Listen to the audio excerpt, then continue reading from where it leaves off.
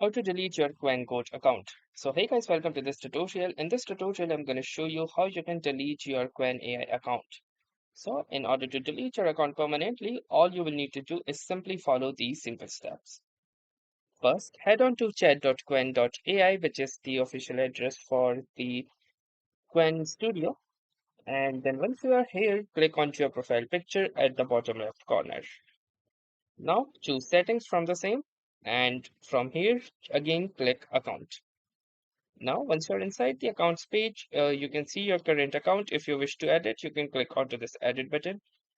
To change password, you can use this, and at the last you will see under account management the delete account button. Click onto this delete account, and from here it will give you a warning that please confirm again if you want to delete the account. Once the account is deleted, all data associated with the account will be permanently removed and cannot be recovered. Please proceed with caution. To confirm, click Confirm Deletion, and you will see that you will be logged out and your account will be successfully deleted. So that was all for this tutorial. Thanks for watching and have a nice day.